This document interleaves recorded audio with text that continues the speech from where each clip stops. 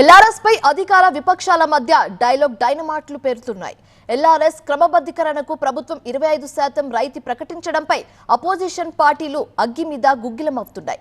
Election ముందు ఫ్రీగా LRS చేస్తామని ఇప్పుడు డబ్బులు వసూలు చేయడం ఏంటని ప్రశ్నిస్తున్నారు. దీని వెనక కోట్లాది రూపాయల దోపిడీ స్కెచ్ ఉందని ఆరోపించారు బండి సంజయ్.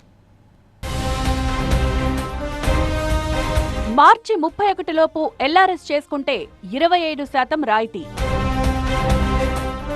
ఉచిత హామీ ఏమైందన్న విపక్షాలు.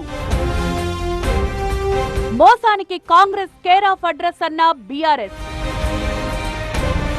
50,000 కోట్ల దోపిడీకి సిద్ధమయ్యారన్న బీజేపీ. ఎల్ఆర్ఎస్ స్కీమ్ 2020ని సవరించింది కాంగ్రెస్ ప్రభుత్వం. మార్చి 31లోగా ఫీజు చెల్లించిన వారికి 25% రాయితీ కల్పిస్తామని ప్రకటించింది. క్రమబద్ధీకరణ ఫీజుతో పాటు ఎల్ఆర్ఎస్ కటాఫ్ తేదీ నాటికి మార్కెట్ విలువలో 14% ఓపెన్ స్పేస్ ఛార్జీలపై కూడా ఈ రాయితీ ఉంటుందని తెలిపింది. 2020 ఆగస్టు వరకు లేఅవుట్లో కనీసం 10% ప్లాట్లు విక్రయిస్తే మిగతా విక్రయించని ప్లాట్లను ప్రస్తుతం రిజిస్ట్రేషన్ చేసుకునేందుకు ప్రభుత్వం అనుమతించింది. లేఅవుట్ వేసిన స్థిరాస్తి వ్యాపారి క్రమబద్ధీకరణకు దరఖాస్తు చేసినా చేయకున్నా ఈ పథకం కింద కొనుగోలుదారులు లబ్ధి పొందేందుకు అవకాశమిచ్చింది. ఆ ఎల్ఆర్ఎస్ స్కీము కోసము ఏదైతే అమౌంట్ ఆనాటి ప్రభుత్వం నిర్ధారించిందో దాంట్లో 25% ఈ 31 మార్చి లోపు కట్టుకున్న వాళ్ళకి రిబేట్ ఇవ్వాలని నిర్ణయం తీసుకోవడం జరిగింది. ఎన్నికలకు ముందు ఎల్ఆర్ఎస్ ఉచితంగా చేస్తామని ప్రకటించిన కాంగ్రెస్ ఇప్పుడు ప్రజలను మోసం చేసిందని మండిపడ్డారు కేంద్ర మంత్రి బండి సంజయ్. ఫ్రీగా ఎల్ఆర్ఎస్ చేస్తామని డబ్బులు వసూలు చేస్తారా అని ప్రశ్నించారు. కాంగ్రెస్ ప్రభుత్వం 50,000 కోట్లు దోచుకునేందుకు ఈ ప్లాన్ చేసిందన్నారు బండి సంజయ్.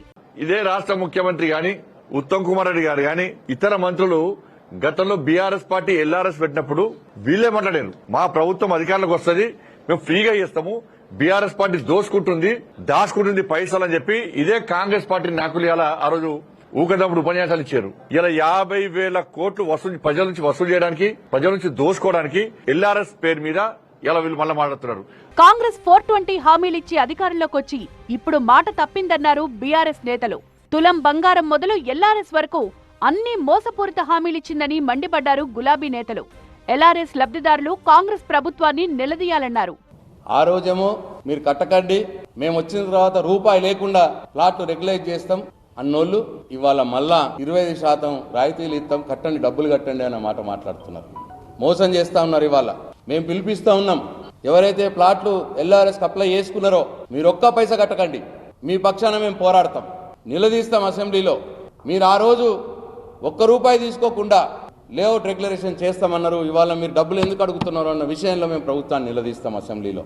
మరోవైపు విపక్షాల విమర్శలను పట్టించుకోకుండా ప్రజలు భూములను క్రమబద్ధీకరించుకోవాలని పిలుపునిచ్చారు కాంగ్రెస్ నేతలు.